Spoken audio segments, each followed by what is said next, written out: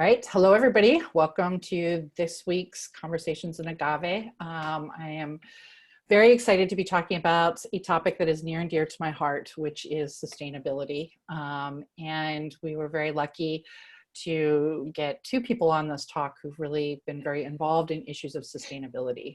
We have with us Egor Polonskiy, who is with Tequila Patrón. He is their West Coast manager for trade education and mixology.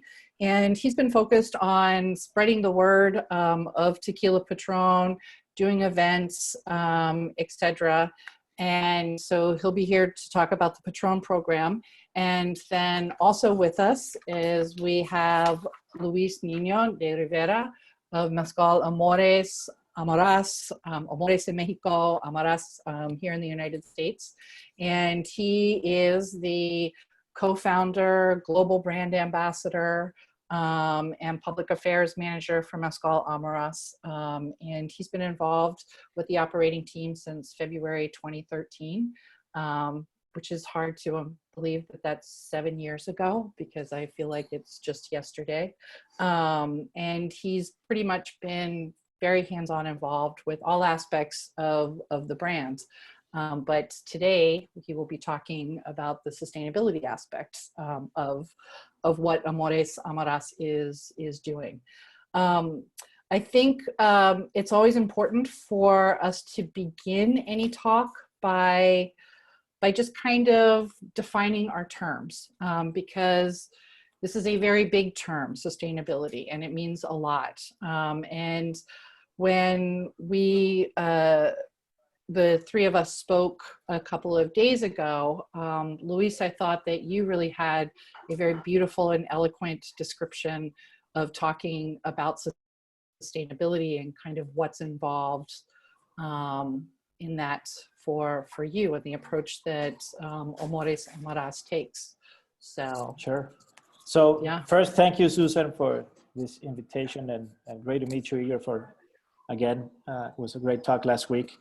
And for us, yes, talking about sustainability, it's more of a intertwined model between three big variables. And the three big variables are economic, social, and finance, environmental, sorry, social, economic, and environmental. So if you have these three big variables in your business model, and seeing all the variables that your business will have an effect on these three big columns, and seeing it as most conscious and responsibly as possible, that would be a very sustainable, holistic way of approaching your project, And in the part of environmental, there's a lot to do about agave and mezcal and agave distilled spirits like tequila.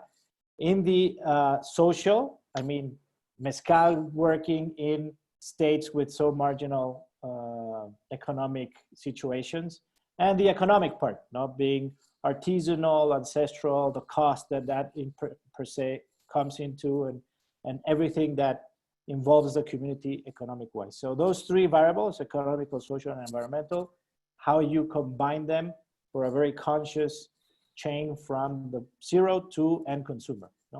For us is that looking at it all together. Right. Sometimes people break it down into individual things without thinking these all have to work together. And, the other term that sometimes gets thrown into it when you're talking about sustainability is organic. And oftentimes when we use that term, we mean something different, right, Egor, in terms of what Patrón does when you're talking right, yeah. organic.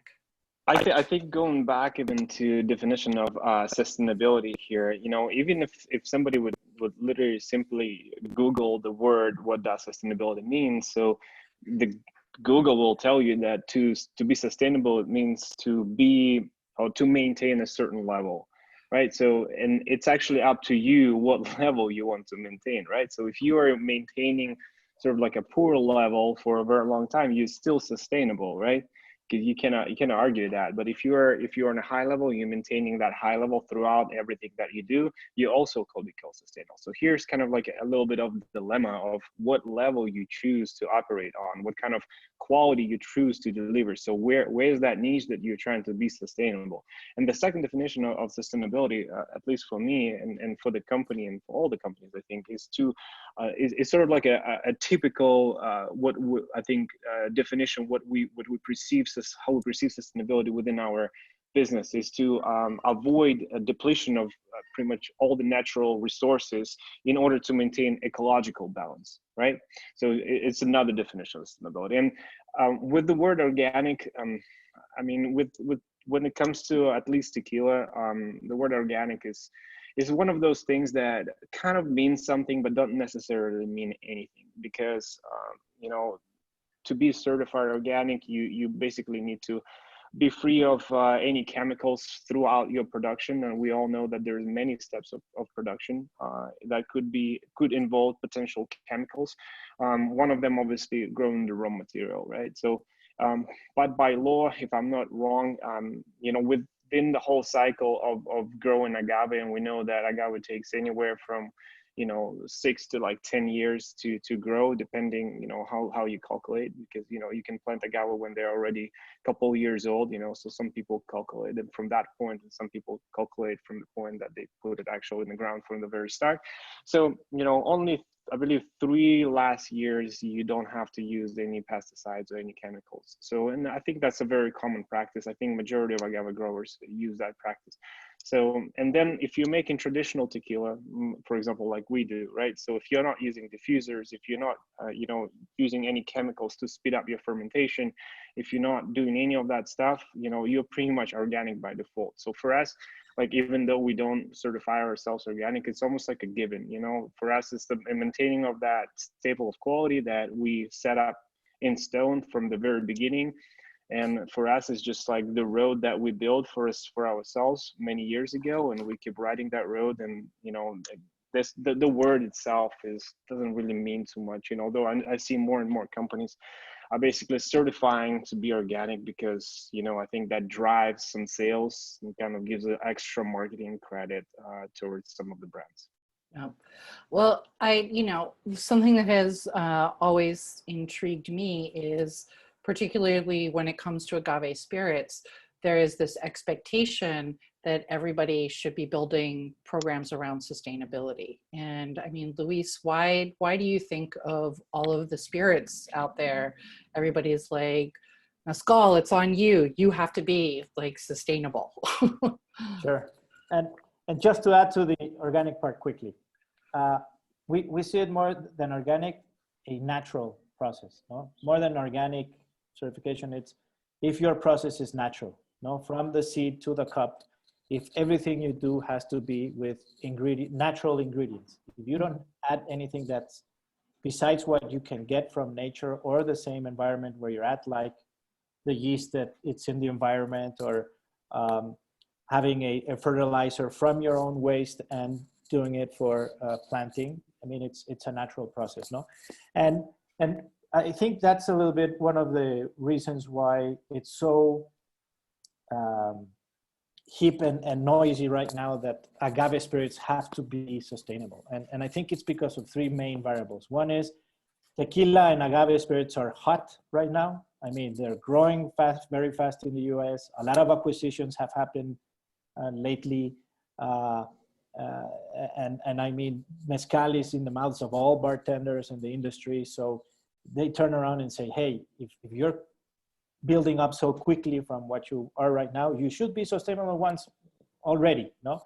The second one is the characteristic of the agave, the mysticism behind it, how it's been produced like 400 years ago, it's been produced now. So that artisanal, mystic heritage part of the mezcal and of agave spirits, but it's very enticing and very, no? And the third one is that the raw material as such takes a long time.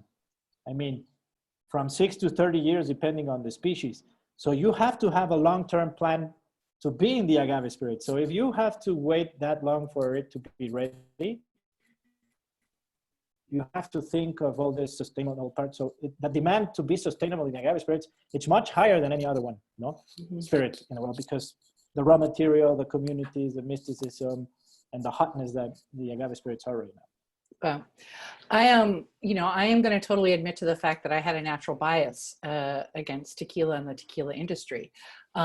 So it was fascinating to me to learn a little bit more about Tequila Patrón and the programs that you've had. And Egor, I'm wondering if you can just tell us the history of how sustainability programs came about and where Patrón is now in devising programs.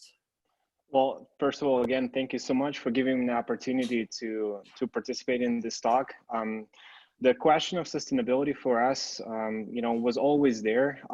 For years, we were just kind of, doing the right thing and never were, I think, talking too much about some of our efforts that we do, simply because we thought it's right to do a right thing, And I think now, once it became trendy to talk about, all the things that different companies do to reduce the waste and to take care of their community and things like that, it became almost like a must to talk about it, right? So now we just keep talking about things that we've been doing for years and things that we're actually improving on. But some of the stuff that we set up, again, from the very start, from the times when the distillery was set, some of those things are incredible, and I got to be honest, that's the big part of why I work for this company, because if it was done any different way, I wouldn't stand behind it as much as I do right now. So just to overview of our general status, of our current status, right now, Tequila Patrón, we are the leader of the tequila industry in Mexico through our social responsibility and sustainability on the highest level.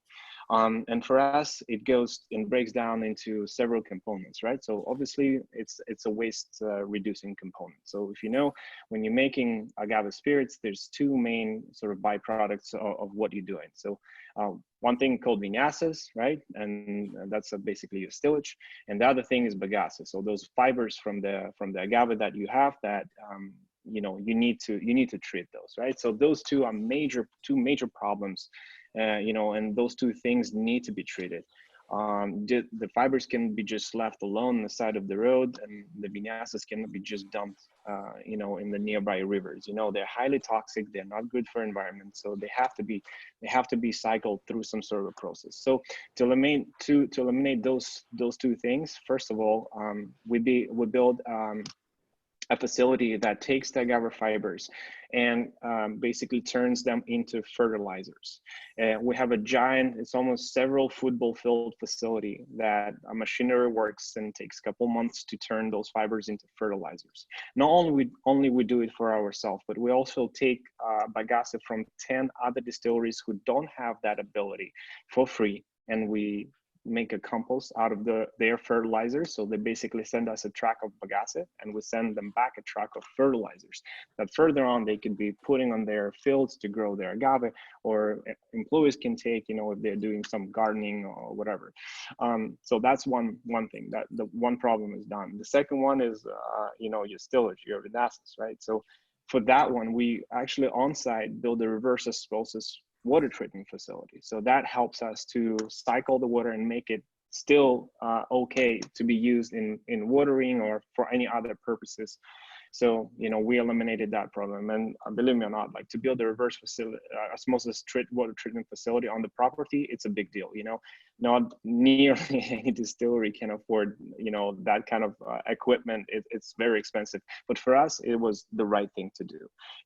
So that comes when we're talking about the waste reducing. Then what else? Obviously, to run a distillery, there's a lot of energy that you need to do so, right? So energy creates the footprint in terms of CO2, right?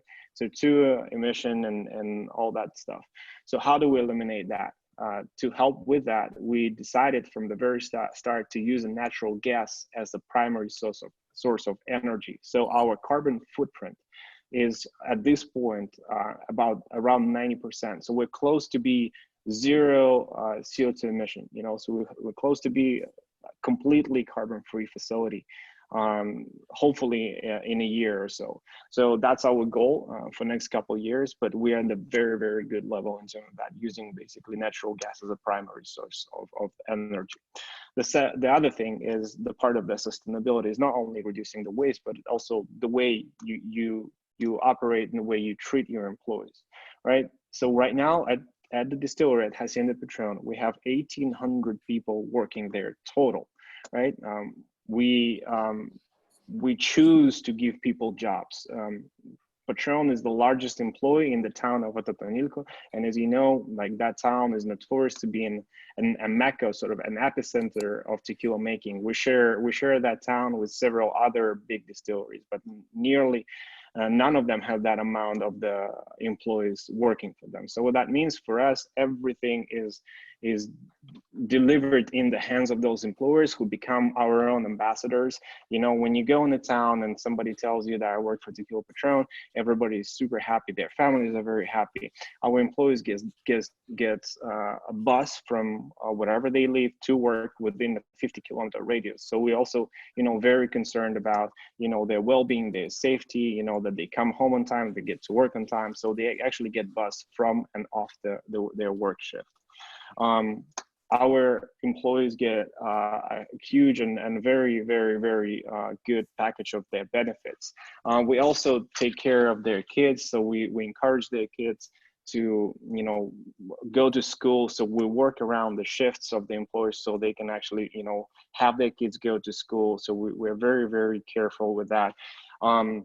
On top of those things, we encourage the education within our employees. So if our employees want to learn more, want to go to school and finish school, we facilitate that. We also have special grants that we dedicate to some of the employees with academic excellence. And we also throw like a celebration for somebody who finishes school and things like that. And we have, for example, little artist program for the kids of the employees where they have a assigned task and they work on it, and then they present whatever they come up with, and that's kind of like a big deal. And we do big celebrations for the Pasada and Dia de los Muertos within our facility, when each employee is allowed to bring their families and their friends and things like that.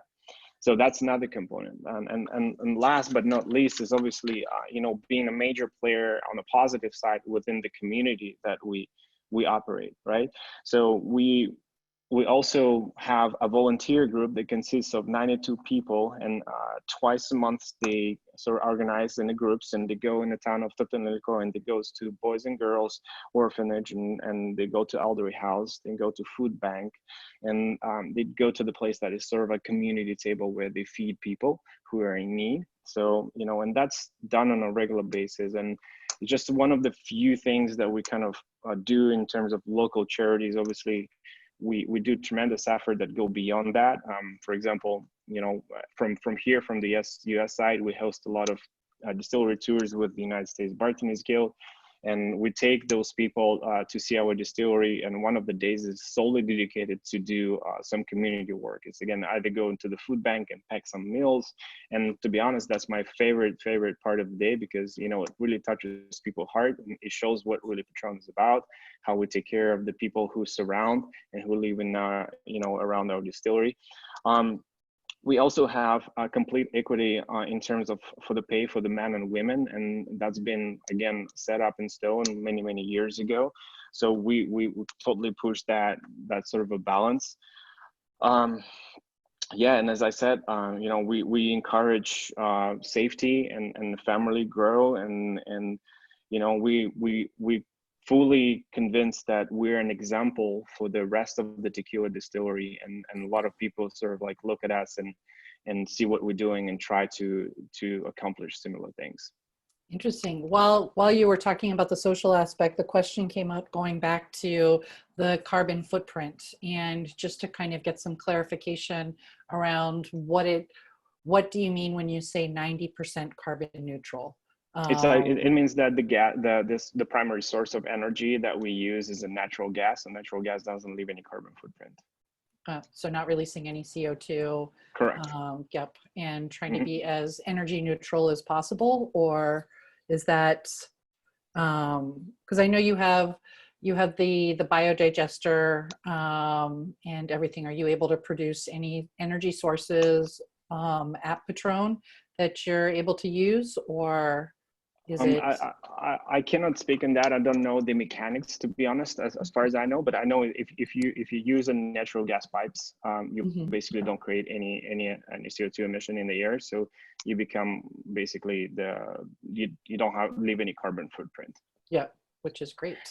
Yeah. Also, for example, you know, when we were extending our operation, let's put it that way, right? When we have a land that we set long time ago, we bought the land, right? And there were trees, right? Normally you would just like cut the trees and go with it, right?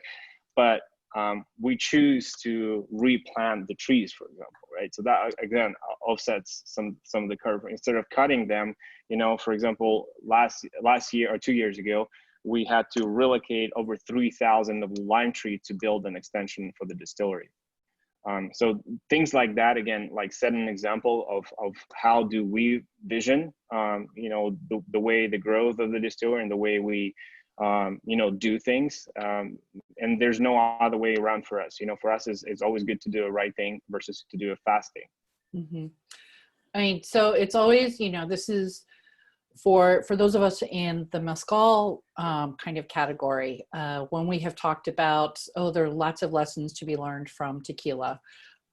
Generally, we don't mean that in the positive way. And but, you know, Luis, in kind of looking at the Amores program, like you had some takeaways from the program at Patrón. And so if you could talk a little bit about, you know, just the Amores structure, and then some of the ways in which you're working on sustainability. Sure. So when we started the project a little bit more than 10 years ago, we saw that visiting 200 palenques in 4 different states of the denomination of origin, and saw how the maestros mezcaleros lived, and how the agave was very part of the pre-Hispanic culture, and how the mezcal is a strong economic vehicle in each one of these communities, because like San Juan del Rio, the first income for the whole town is agave and mezcal before agriculture, no? So their life string comes from mezcal and agave. And we were set to launch a brand of mezcal, and we noticed a year in that we couldn't just launch a brand of mezcal. We needed to really be immersed from the seed to the sip. At the moment, we didn't know what that entailed, and it has been evolving each year. So actually, when we visited Patrón in 2017 and saw everything they did, it came ideas like the fertilizer they did with the bagas and the vinas. We started doing that in our own facility. Treating the vinas, we went to a biodigester. So, and another one was Tequila Herradura. When we went to see Tequila Herradura and how they set up all the things, we saw how much land we required to scalability, and we saw what practices we needed to start. But we knew that we needed to work with the agave. And there's a lot of variables in mezcal that affect the 3 columns that we said: environmental, social, and economic. But in the environmental part, which is, I think, one of the biggest, agave requires a lot of hectares to be planted, because if you plant 2,000 agaves per hectare, or you go with a high density like tequila growers that can go to 4,000 or maybe even 5,000 agaves per hectare, very close to each other, to plant what you require in the next 6 years, you need a lot of land. And that, if you're not careful and conscious, there's a lot of deforestation going on. So you've been to a mezcal town in San Juan, and you see the patches of square brown patches in the forest with agave. So one of the first things that we started doing, even though we started plantings in 2013, the decision was we cannot deforestate to have plantations. So, or we find lands that it's already like this and plant there, or if there are trees, we will go agroforestal. So you don't take down the trees, you just take the bushes and all that off, and you just plant wherever you can. A lot of species of agave like that, no? Like Tobalá and Jabalí and Coyote and other Americanas like the shade in part of the day. So you plant those species there. Another aspect is the versatility of species, which you have 14 species and 10 subspecies. So you have between 24 species and subspecies to make mezcal. And each one requires different land and conditions. And you have to think of that instead of just grabbing one species, cross the border to another state of denomination and invade that to plant, no? Which is not endemic. And that could erode some part of the nature.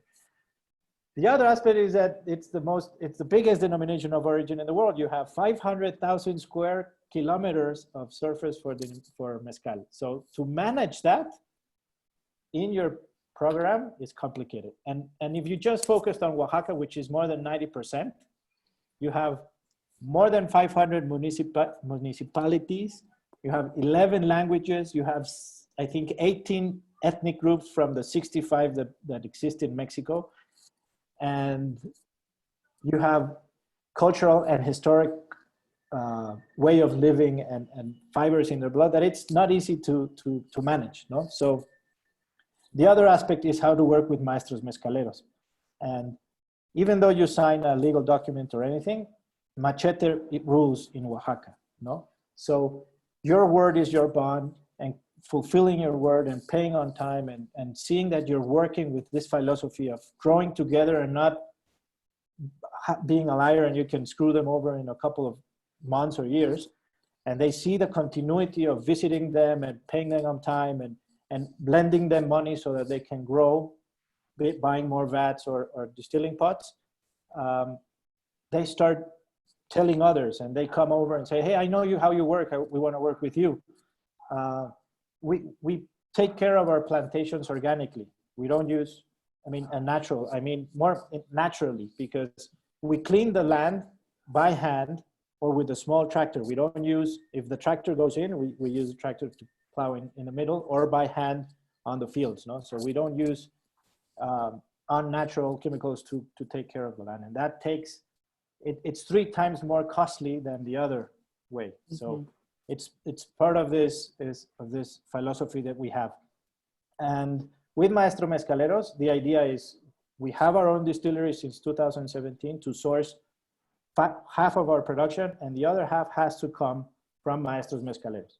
I mean, there are more than 500 Maestros Mezcaleros just in Oaxaca. So you have there the supply of very good artisanal and how would you say, heretic Maestros Mezcaleros mezcal. So just growing together is amazing. And there's a big Santa Claus list that even though we have different projects to be sustainable, we are far from what we would like to be, no? Yes, we're taking care of the waste with the vinasse and the bagasse, with the fertilizer, the organic fertilizer, the bokashi. We have a biodigester that we worked with the government and did a test and it works. Now we're doing it bigger to handle part of the vinasse. That biodigester generates methane, which is not good as well. But that methane, we want to use it to feed the fire for our distillation, no? Because we use gas for the second distillation. We use scrap of wood for the first distillation. So we don't buy new wood for the first distillation. So we use the scraps of wood. We also built an oven that requires 30% less of wood because the cooking in the stonical cone oven is another part of demanding nature more than we should, no? And we buy certified wood and we're trying and we're buying bonds to be carbon neutral, no? We do have CO2 emissions from harvesting all the way to end consumer. So we have to buy bonds to be neutral. And the first 2 years were for a forest in the Amazon. And now we're doing an investment in a eolic park in Dominican Republic to try and omit our carbon footprint. We are planting more than 10 different species in 3 states of denomination of origin. And that's just, and our fermentation is natural. Our Maestros Mezcaleros fermentation is natural. So And I'm just part of the process. Internally, also, we have to take care of our team, etc. But there's so much variables that we still have a lot to grow. And if we grow even higher in volumes, there's going to be more waste, and that waste has to go somewhere. So we use the bagasse to cover the plantation, so that if the land is very plowed, there's no grass or anything, the sun can hit and kill all the organic material on the top first centimeters that require to decompose and then go to the roots of the agave. So we put the bagasse so that sun doesn't hit directly. Also on the seeding, on the nursery of the seeds as well, because we pick up seeds and grow them, and then into a growing area and then to the fields. We have more than 200 hectares planted already up to date and planting every year. We are working the first time with 2 maestras mezcaleras from Yahuatlan, as I told you last week. Very happy to work with them. 200 liters a month, which is amazing. We love it. If we start growing with them and they start seeing 200 liters per month and 200 liters per month, and I actually had a talk with the operations director that he doesn't think they're going to grow more than that. And I said, are you kidding? Women maestras mezcaleras are more ambitious than men maestros mezcaleros. And they will find a way to save money and buy another stilling pot and more fermentation vats. And you'll see that in a year, we will be buying 500 to 700 liters a month. Yeah. So that growing with them, it's so enriching, and we love it. And the idea is to grow like this, no? But we still have much to grow and to learn from sustainability. I think I wanted to add a little bit on the agave part, if you don't mind. Oh, sure. You know, obviously in tequila world, agave, you know, is a prime desirable object, right? Especially at the current state, you know, at the very high prices. And so, you know, it's amazing what you guys do, you know, on the mezcal side, and in tequila, it's a little bit, you know, obviously higher volumes and things like that. So what we do at Patrón is that we partner with 10 families who would trust us as partners in the business to grow agave for us.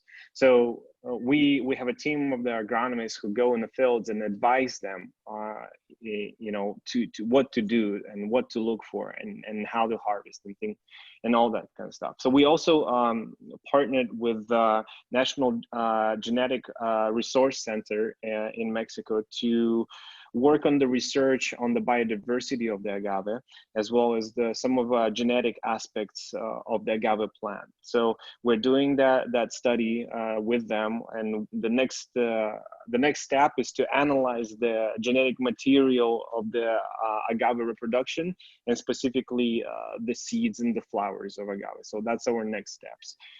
So we make sure that we are, you know, leading the chart in making the sustainable part of the agave growing, you know, as much studied as possible, as much as transparent as possible. So another thing is when you harvest the agave, and that's what we advise to our families.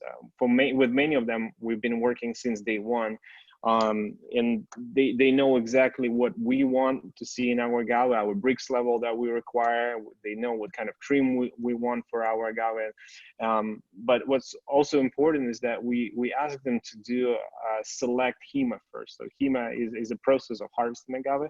So, you know, versus harvesting the entire field right off the bat, you know, they would go one by one and harvest it selectively. They find the agave that is matured enough, you know, measuring their sugar level and looking at the state of maturity. So that's not something that typically is done too much in the tequila world, right? It's something that is very important to us to make sure that our agave sourcing practices is also present and on the highest level we can possibly do it. And then just a question with the agaveros that you work with, the families, do they do a mixed system of using a combination of hijuelos and then also agaves that are grown from seed in order to kind of do more genetic diversity in the fields, or is it's all Iwelos? As far as I know, it's Iguelos. Again, like the genetic diversity of agave is something that still is being studied. And I know that, you know, as far as I heard last time, there's no distinct answer to that. Actually, a good time to maybe mention that last year we hosted the very first sustainability summit within the walls of our Hacienda Patrón. And it's an initiative that we're looking to continue doing. So every year we have a plan on the Earth Day to host a several-day sustainability summit where we would bring speakers from now all around the world. So it'll be international next year. And those people will not only come from the bar side, but we also had people who do urban planning and obviously chefs and bartenders, but various industries that would come together to share the best practices of sustainability. And because, you know, a lot of things that you find in the other industry could actually come around, you know, in a different application, but the idea could come around in our industry. So, you know, next year we hope, this year, unfortunately, obviously we'll do, because of the virus and stuff, we couldn't host it, but we had all the plans to do it. We had all the speakers ready, but hopefully next year around the Earth Day, we will host annual sustainability summit at Hacienda Patrón. And, you know, I'm looking forward to it. And I got to shoot out Stephanie Tessler, my coworker on the East Coast, who helps to put it together, you know, so it's our team's effort, and it's an incredible initiative that I'm very proud that we are doing. Yeah, and which I already put my hand up to want to go to next year as soon as it happens again. You know, Luis, I wanted to go back to you because, you know, Mezcal and brands like Amores are kind of in a different situation than Patrón, which has complete and total control over its whole production process. And the way that you guys have your model set up is you have a palenque, which makes, I think you had said 50% of the product, and then the other 50% is coming from different mezcaleros. So 18. You can control, 18. And 18. So you can control your palenque, but how are you working with your different maestro mezcaleros around sustainability initiatives? And then also, how do you decide which mezcaleros you work with? So sure. two questions. Two questions in one. So, and actually both questions are answered with the same explanation, I think. So for us to choose a maestro mezcalero, it takes around 6 to 8 months. And that's because they have to know us first, and how we work and what's the type of product that we require in terms of natural fermentation, etc. And to know them in terms of their tools, their product, etc. So we visit them the first time, and first of all, we try to to visit maestro mezcaleros that don't sell to another official brand already, no? Because we don't want to steal from other brands and etc. But we visit them, we see the tools that they have, the steel pots, the vats, etc. We meet the family, we buy some mezcal, we take it home and make some tastings, lower the ABV, put in the lab work to see if they pass these CRM lab tests, because not all of them are certified in the end. If that goes well, we visit them a second time. We start saying to them how we work. We buy more mezcal. We go back. We make tastings. If the tasting profile is very similar to what we need, which is a very balanced, smoky, floral in terms of espadín, we visit one more time. We have like 4 or 5 visits, and then we say, okay, would you be able to sell us some mezcal? And they would say, yes, sure. How much would you like us to sell? How much production can you do? No, and they say, 1,000 liters a month. And sometimes it doesn't fit when they say, I do 3,000 liters a month. But when we see how many vats and steel pots they have, it says, okay, the math we don't say anything, but the math doesn't work there. And I say, okay, can you give us 1,000? sure, but we need it like this, like this, like this. And they said, perfect. And what price is your mezcal? And it has happened that in 2013, when the agave was at, in 2011 was 30 cents a kilo of a peso. By 2013, it was like between 3 and 4.50. And they said 60 pesos a liter. And they said, are you sure? Yeah. I don't think you earn anything at 60 pesos a kilo. Make the math and we'll come back. And they come back, no, you know what? We discussed it and you're right. It's 80 pesos a kilo. Okay, perfect. Let's do 80 pesos a kilo. A liter, sorry. And right now we're at 180 or 200 pesos a liter, 5-6 years later. No. Yeah. But we always, and once they're into it and they start delivering mezcal and we start working with them, it's an ongoing work. And working with 18, well, now 20 with the 2 maestros mezcaleras, 20 maestros mezcaleros. The only place where we have to work with 15 or 17 now is in Oaxaca. The other ones are in Guerrero and Durango, which work, it's pretty much easier, no? But we visit them weekly, we see their production, we certified some of them, we paid for that certification, etc.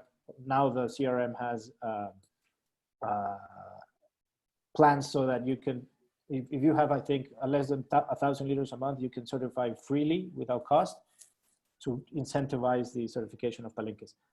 But that selection is a long-term process and meeting them, because if there's no chemistry, the idea is to work with them for several years. And if they start doing things or we don't get them that really and the chemistry doesn't work, it's better not to start a relationship if you know it can be difficult in the end. But even though we thought some of them were great, like all relationships, long-term relationships, you have bad days and good days, and you just have to roll with the punches. And that's part of being a family, you know?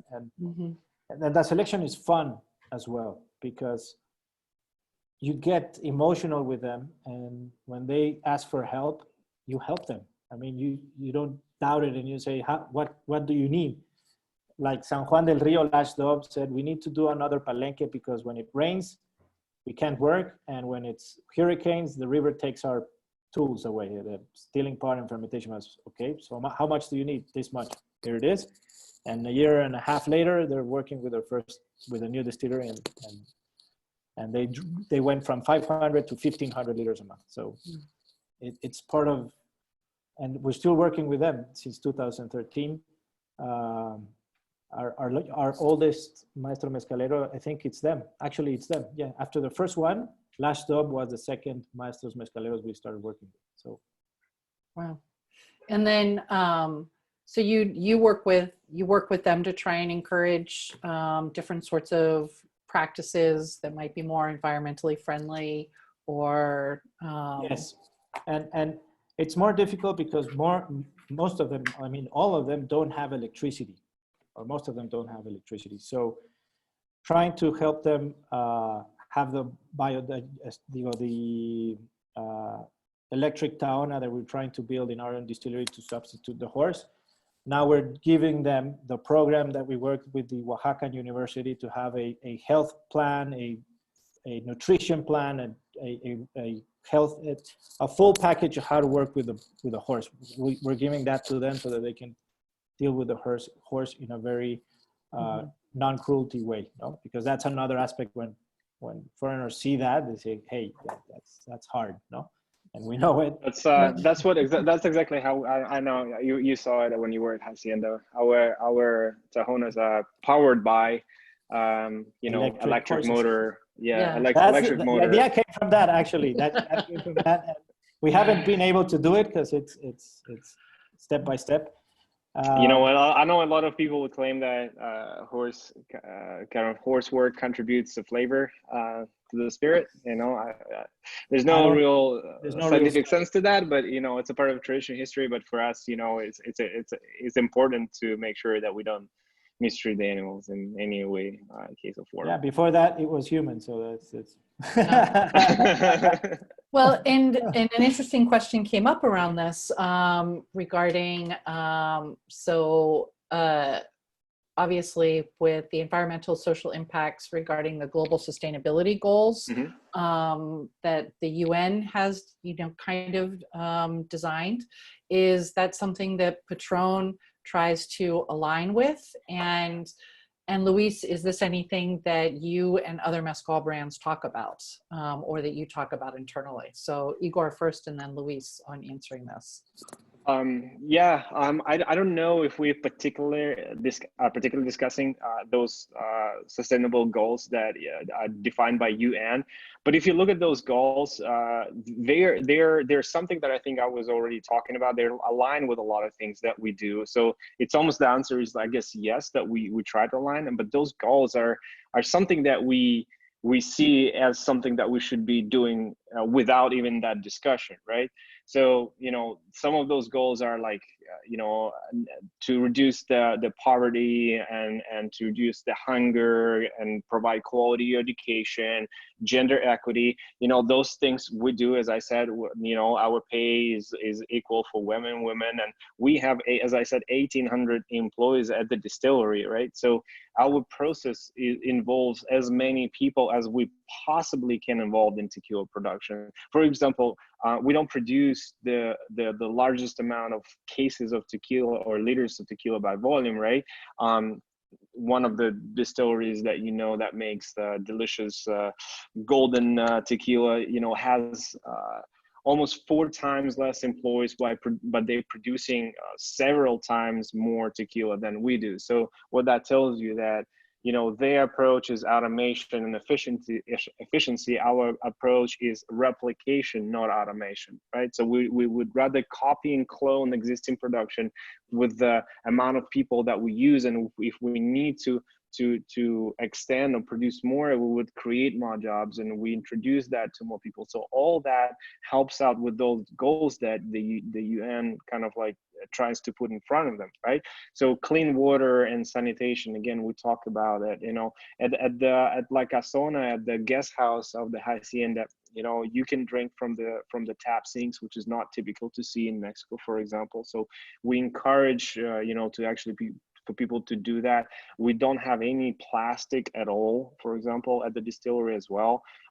Like every guest that comes gets a reusable souvenir style, bottle that they refill. We have water stations all around the guest house. So, we reduce any of the plastic there. Again, clean energy and affordable clean energy. That's another goal that I see that they have. As I said, we try to use as much as possible the natural gas, then economic growth and innovations. We have the whole team dedicated to the innovations. Like one of the innovations that actually we did is sort of like innovation that reverses the tequila making sort of back to the days where tequila used to be made the same way a lot of mezcal is made. Is like our latest addition to the Grand line, which is Grand Patrón Smoky, that is produced the same with the same cooking method as the mezcal, using the peat ovens and then milled with tahona and fermented, distilled with the fibers and stuff like that. So this project's been in works for, I don't know, 6-7 years, I think, before we even released it. So we were thinking, our innovation team were thinking about that years and years ago, and we still keep innovating, we're still experimenting, we try out. For example, our aging facility is there's some experimentals that are incredible.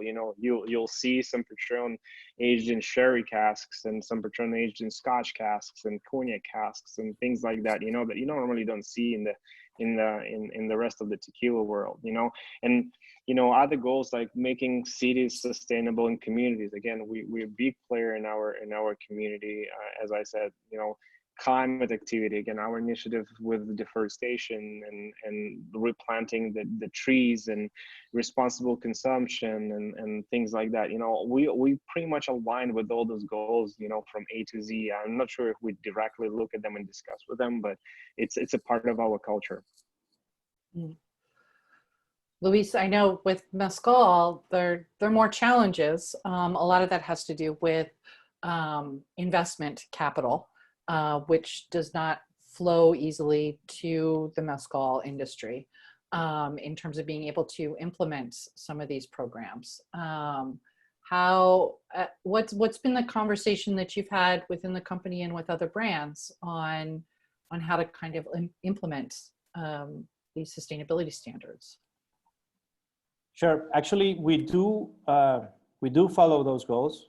Actually, we hired at the beginning of the year the social responsibility manager, Rosario, that actually came from Hafer, and she brought those to mind, and she started allocating what we already do into which goals we are attacking and which we're missing, and how do we work to start, as I said, evolving and adding more into the mix. No, so we do have them in mind. She's reporting it each time, and I'm sure we will have, due to her work, we will have a sustainability report each year once we have the first one and start flowing with that.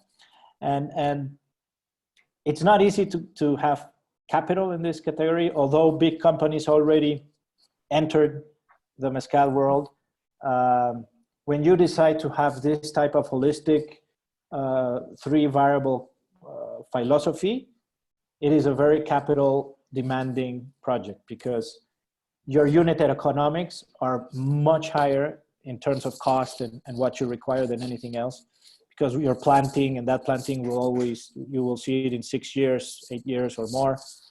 So being independent and 100% Mexican, it's been difficult, but we've been managing with our partners and growing, and actually talking with other brands like Danzantes, Rey Campero, the cluster with Convite, with Jorge Vera, and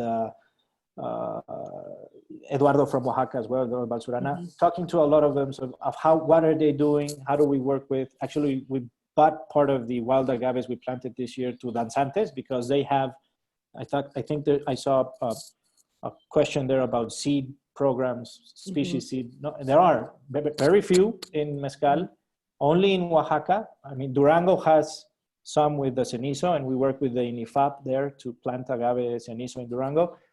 But in Oaxaca, which is the most diverse state with the most diversity of species, Danzantes has it. Real Minero has one. In Minas, there's a seeding project. In Miahuatlán, in Sola de Vega, there are some. Not a big scale part, and not a lot of wild agaves. Espadín is not really thought of by seeds. It's more about of an hijuelo. We're starting to collect Espadín seeds to see how it works, because there's the belief that the seed of the Angustifolia Ho is not that strong. I don't know. We're trying it out to see if it's true or not, because there's a lot of beliefs. I mean, agave hasn't been studied for that long, no? Besides blue agave, which has been studied for a long time. Other species of agave are pretty new to the scientific world. So there's still a lot to learn of the species as such, and what other things it can give besides mezcal. And if in the pre-Hispanic world it gave so much, why can't we revive part of that or see something new? But yes, discussions are all the time. And it always comes up to, I don't have enough money to do everything I want to do. But you don't have to do it all right now. No, that's why it's a long-term vision of a project. Mezcal is not, you just open the faucet and water comes out. Mezcal comes out. It takes time. So you have to just go step by step. We're gathering with the big companies as well to actually discuss about this subject and be agreeable on what we're going to do about the agave and the maestros mezcaleros. So talks are being starting with the big one and with the rest of the category. So and the CRM is also very involved in the subject. They're very interested in working with the producers and the agave growers to have. They had a project actually of seeding, of doing seed nurseries of seeds in different towns, so they can, if they don't have mezcal production, they can sell the seeds and the little agave growing. So it is a constant discussion with all the category. It's not easy being so fragmented right now and everyone pulling for their side, but in the end we have to come together, which is part of what happened for several decades ago with our brothers, that tequilas that actually had a lot of fight at that stage. And they decided to, agave growers and tequila producers didn't come hand in hand like 70 years ago or more, or in the 20th century, or last of the 19th century. It was always, it broke apart. No? So we have still the opportunity to bring the whole production chain together and be in the same boat, and not just, when agave is bad, when agave is cheap, maestros mezcaleros win. But when the agave is very high, agaveros win. So it's my turn now. It's my turn, and it's always. And we need to find this. Exactly. we need to get that middle ground, like Buddha says, not too much, not too little, just there where everyone is, and it's in its right zone. No. And, yeah. Well, as I say, once we get to 20% market share, that's when we can all start picking each other apart. But until we're at that point, why are we arguing over 2% of the market? Less than 2%. Less than 2%. We need to grow together. There was a question going back to Luis, when you're approaching mezcaleros, and and they're saying, oh, we can sell this to you for 60 pesos a liter or 70 pesos a liter. And how do you, I will say, right away that is way too low, because you have a palenque and you know how much it costs.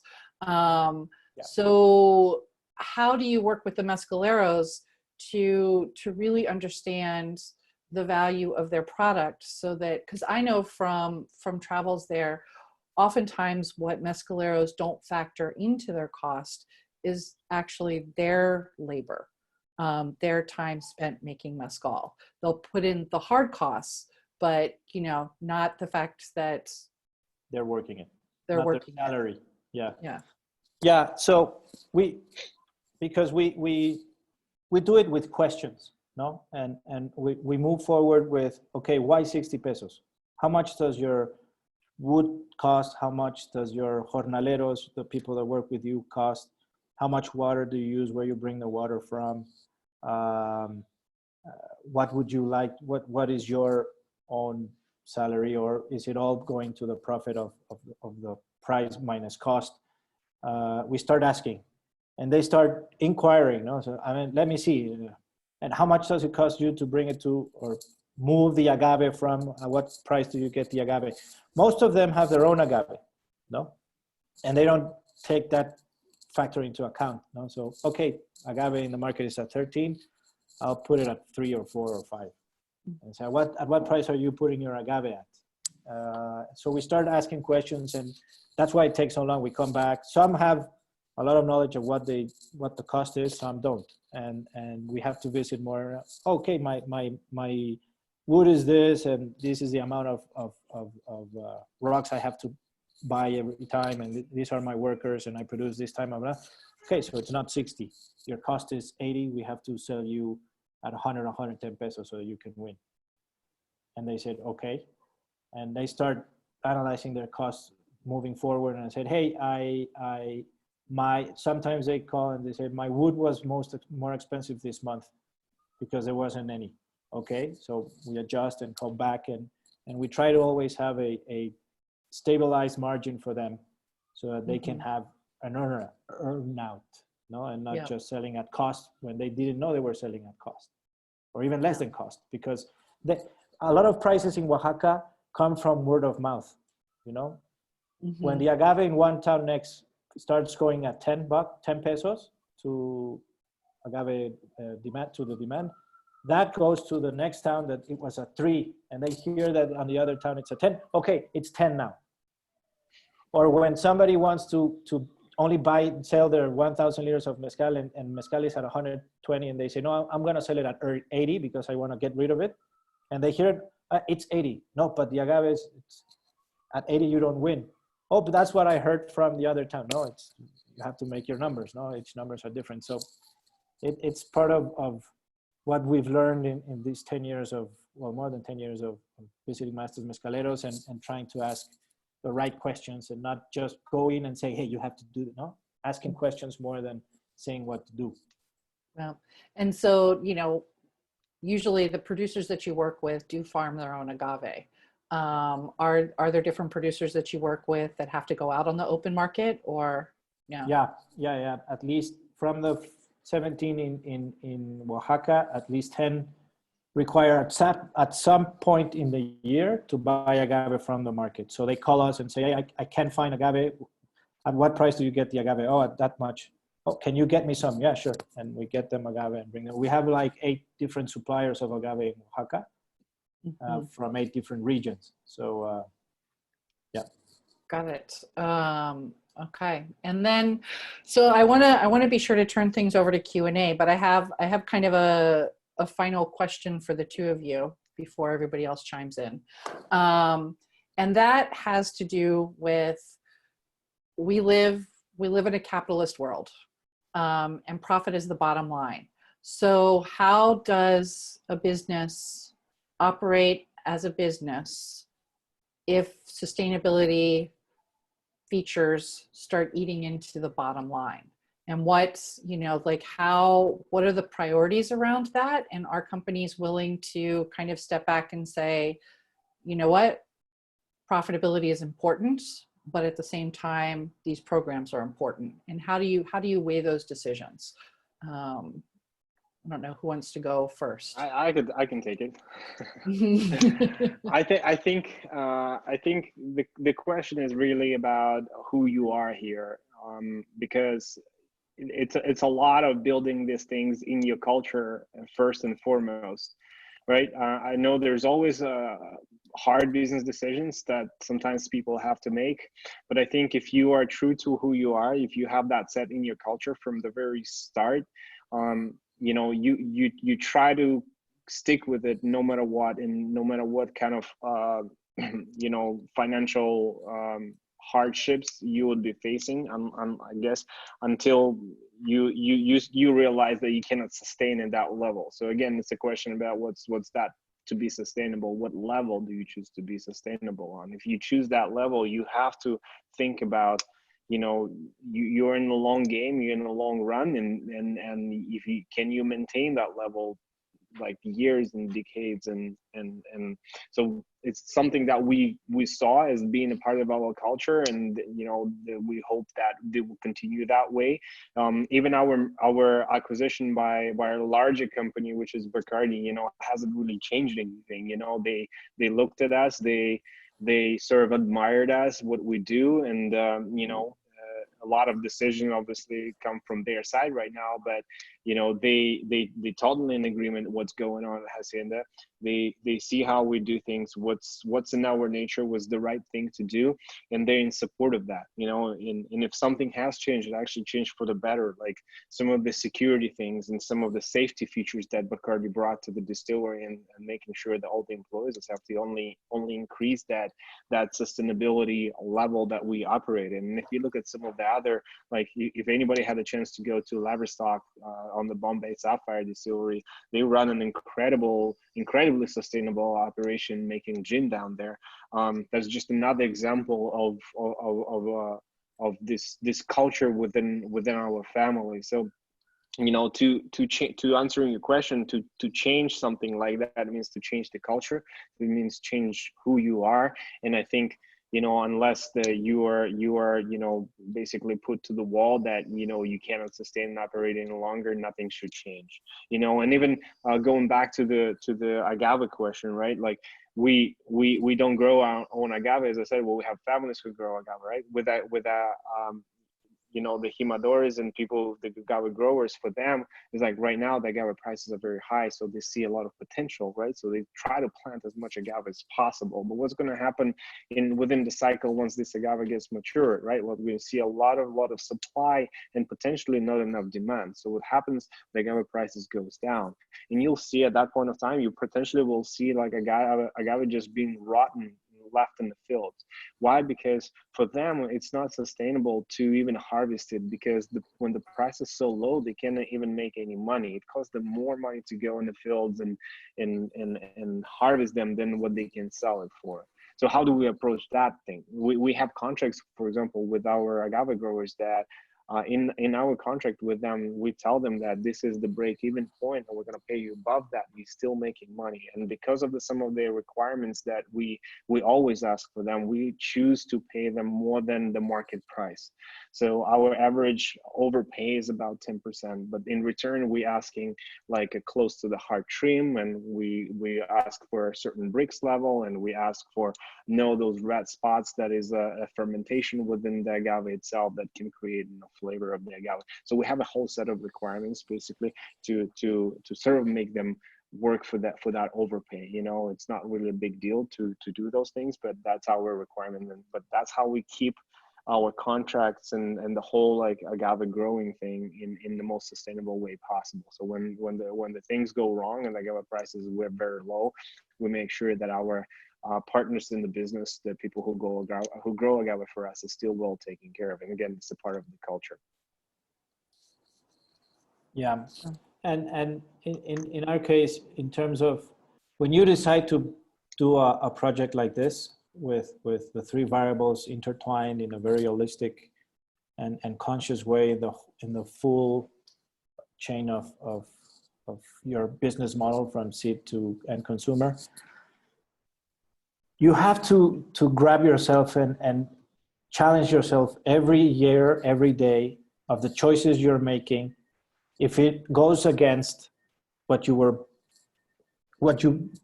wake up every day to, no? Our philosophy of doing it as we want to do it. Because the move to be profitable and take the decisions to, okay, if we do this, we'll have a little bit more margin. If we do that as well, and blah, blah. And if you start doing that, you're going to lose yourself and go to what you don't want to go, no? So there's always a devil's advocate that tries to makes or put the philosophy in all the decisions that we make and say, hey, but that is not what we do things for. If we do that, we're going against what we decided to be. So even though it's going to have a little bit more margin, we won't do it. And now that we're very clear on the unit economics of our business model, very clear. So we only need to get to that volume level to make this profitable. Now, it's a case of growing as much as we need to get to that profitable level. And once you get there, still grow in a very organic and not a very capital demanding business model. So we're still not there yet. But once we will get there and we get that black numbers very nice in the financial statements, and we go, woohoo, we turn and we'll say, okay, now that profit, where does it go that we can't do it? No, like nutrition and education, which is two of the biggest variables we want to work with in Mexico, because we think those are the most important in the communities where we work with, nutrition and education, besides anything else.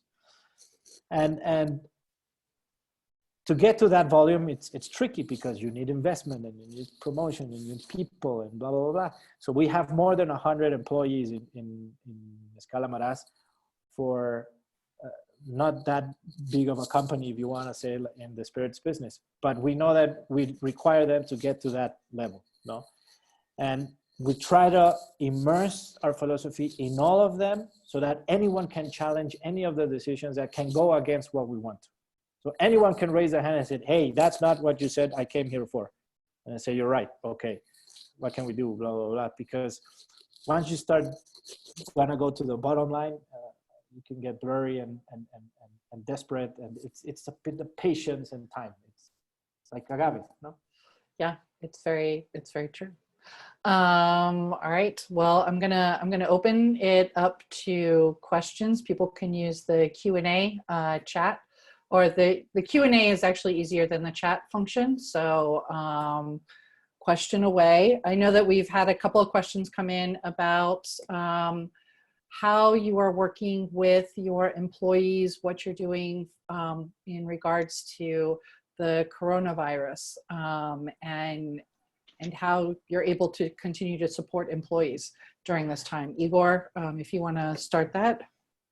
Yeah, so having that many employees, obviously, and the times are challenging right now. So we're still making tequila. We were actually set to launch the new block of operation, where that's why we basically went from 1,600 employees to 1,800 employees right before the coronavirus. So you know, all the people who are involved in the jobs that cannot longer be performed during this time. Think about even like our wait staff at the guest house, or think about our bartenders, you know, so obviously those people don't have any visitors, and you know, they need to do something. So everybody is still being paid, so that's a good thing. But also most of these people have been giving the other occupation. So I know you know, Oscar is a brilliant bartender at our hacienda bar. He does something in accounting, for example. So we found a way to still, for them to be engaged, to do some stuff during these months. And I think they're actually all doing really well, and they're pretty happy. So like, you know, if you are not being paid, you're still doing, you know, everybody's being paid, and all of them are still doing things. And we're obviously still producing tequila, you know, for the world. So nothing really stopped. But also on the other side is what have we been doing for not only our employees, but also for the people who support our brand, for the community of bartenders. And we've done quite a bit in that direction. You know, obviously when the COVID came around, you know, and the whole industry, I think panicked, and we were there. We tried to be there as fast as possible to launch the support initiative, right? So a lot of brands donated to various organizations, and we were actually one of them. We instantly figured out how to find funds and allocate, you know, to organizations like CORE, another rally. We also donated to James Beard Foundation. We accumulated total of about $3 million in the donation. What also my team was doing, we instantly figured out that some of our closest supporters of the brand, they just need some kind of occupation to be legally paid for. So we launched with our agency partners basically an online educational platform where people would submit the ideas for webinar, and if somebody had something to talk about that they gained a good knowledge about, or maybe they just wanted to film a nice cocktail video and send it to us, we would basically hire those bartenders to produce that kind of content. And we've been live streaming and putting it up on our Academy of Patrón Facebook page pretty much daily. And you know, we have a lot of good educational content in there, you know, almost every week, you know, sometimes even twice a week, and we still keep doing that initiative. Julio Bermejo was there, you know, Francesco Lafraconia was there, you know, even I reached out to some people across the sea, like 2 weeks ago. I had Alex Cartena from London there. So like big names, and just regular folks, bartenders that, you know, have some wisdom to share. Yeah, so like this week we have a person from Canada doing a seminar actually about bee pollen, you know, and how to use it in the drinks and things like that. So a lot of great content that we found we can accommodate people with some of the support for at least, you know, during this time. Yeah, in our case, we did had to do a hybrid of things. So first, we did have some collaborators in mind to have a change or a switch or before the COVID. So COVID shifted quicker or make the decision even faster to make some of our collaborators let go, not because of COVID, because we had already identified that we needed to change some profiles of people and decided to do it beforehand. The other thing was we asked the collaborators to confirm themselves what percentage of their salaries could they submit as a saving to the company for 3 months. If nobody could, if one can't give any percentage, it's okay. It was anonymous. We just sent it out to the collaborators. They came back and said, hey, I can give 5, 10, 15, 10% of my salary for the next 3 months.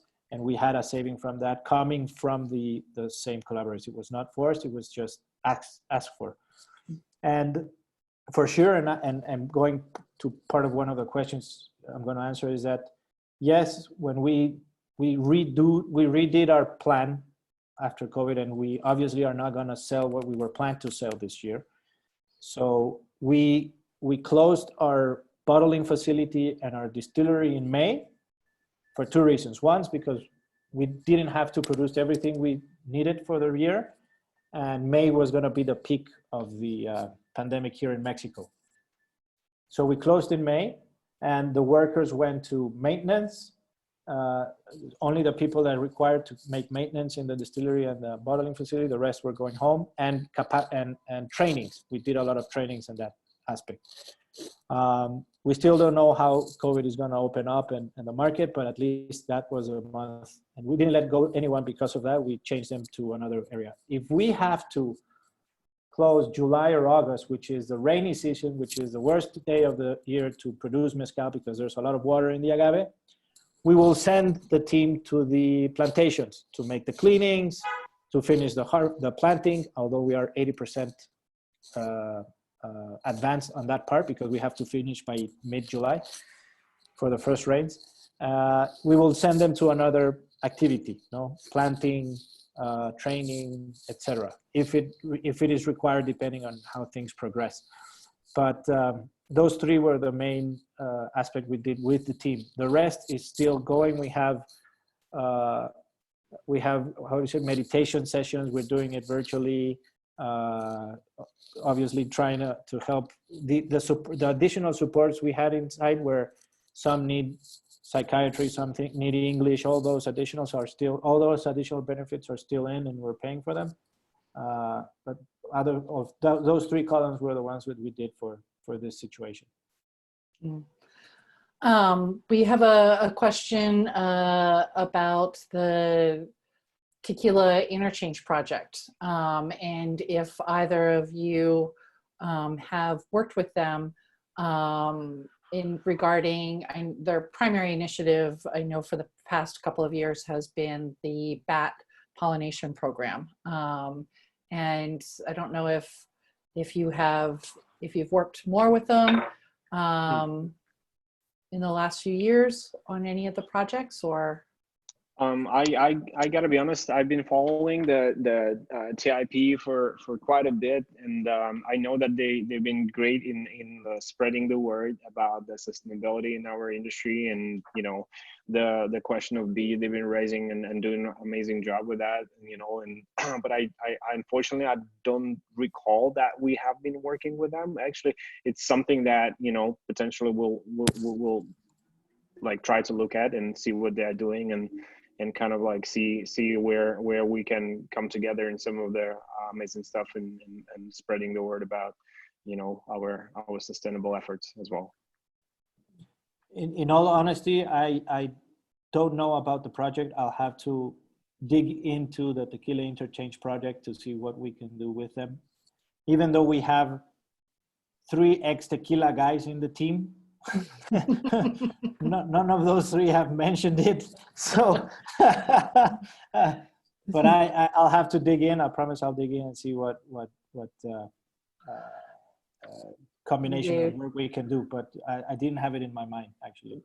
They've been I'm trying to remember when they began. I think it was like around 2009 or 2010, and we're very involved in education initiatives in the United States with bartenders, and then also working to get bartenders to Mexico to visit mezcal places.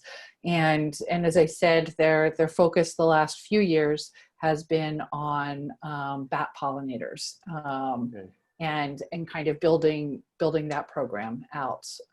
So it's been an interesting organization. Well, for bats, we let 3% of our plantations, we will let them sprout for seed collection. So pollinizers will work in 3% of our plantation. So we're supporting the bat in that way.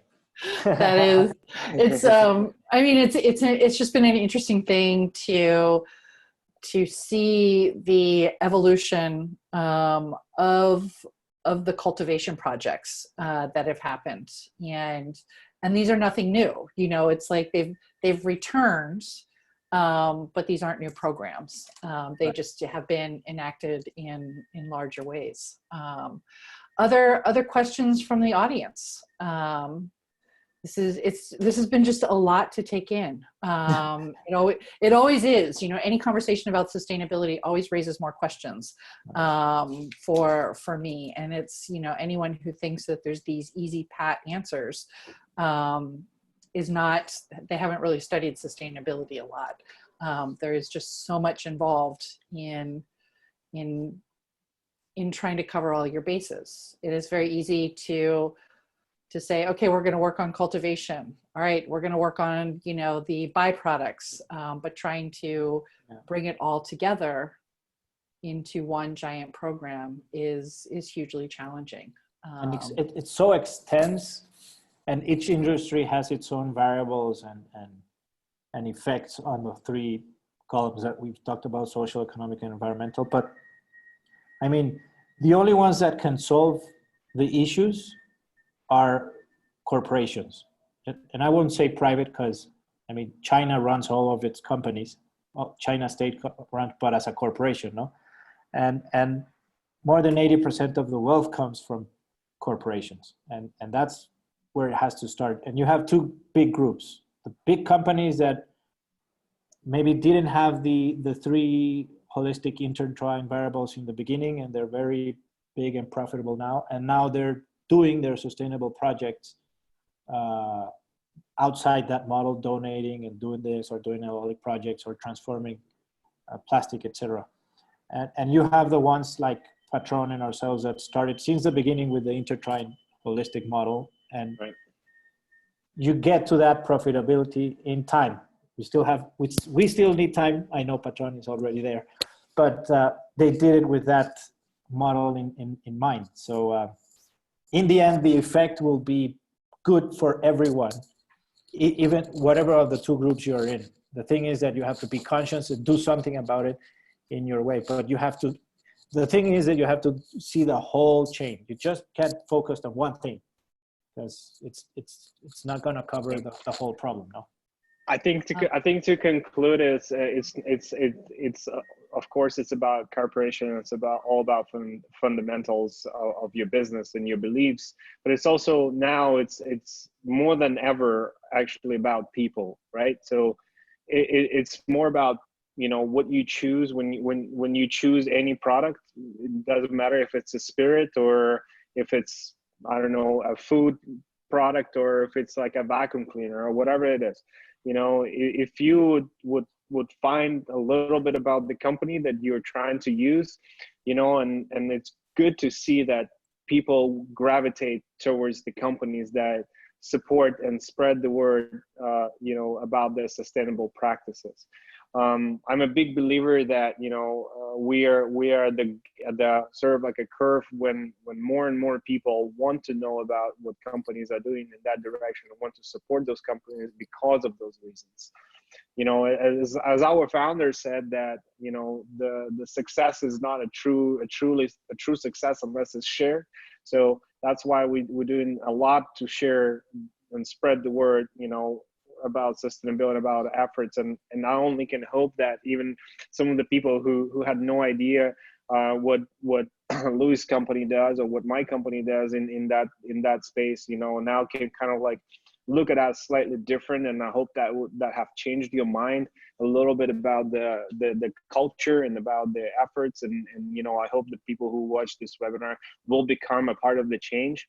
And because in the end of the day, it's all about you, me, your friends, and all of us who is the next step in that direction, to make the future brighter and, seeing in a much better standing than we are. We only hope to inspire. Yeah. And make really good products. The products that do something or inspire to be more active. So other companies, other entrepreneurs that want to start their own business, just to inspire to have this three variables in mind. Yeah, it is very true. A final comment on my end is, several years ago, I was involved in a project that was looking at how to create a sustainability certificate, much like a fair trade, kind of symbol you could put on. And it very quickly became clear that it was a beyond complicated process when you really had to like take everything into consideration. And it's like, well, what if this is a product in which, you know, part of it is coming from this other area, and how do you do, you know, certification if it's in this supply chain over here? And, you know, after about 9 months of research into it, it was just like, yeah, no, we're not going to be able to do that. And in the mezcal world, wow. It was it just was a very interesting kind of walk down. How would this work? Actually, Susan, to your point, I think at least in tequila land, the certifications is somewhat basically a sign of sustainable practices, or they can be. You know, it's not, nobody's obligated to maintain those certifications. And what I'm talking here about, there's several of them that tequila or agave producers can you know, achieve or can gain, you know, by showing some of their production practices. So I know for us at Patrón, we actually pretty much own every single one of them that is related to the green industry. So there's like Industria Olympia. I know we have that's given to the company that practices the green and sustainable production methods. And that's something that you need to, I think, maintain every year. And that's something you don't have to, right? We just choose to do it. It's just a definition of the level we try to operate with. And I think there's also certifications that are related and given by the Mexican government that represent environmental compliance. And I know there's also certifications that is related to somewhat of sustainable practices like quality control in your labs, and transportation and security certifications, and even kosher certification is a good sign of some sustainable practices, you know. So it's something that we actually do look into, and something that we try to grab, and we try to certify on as many of those as possible. Just again, you know, it's a tricky what you're saying, but it can be a good sign of the sustainable practices. Yeah.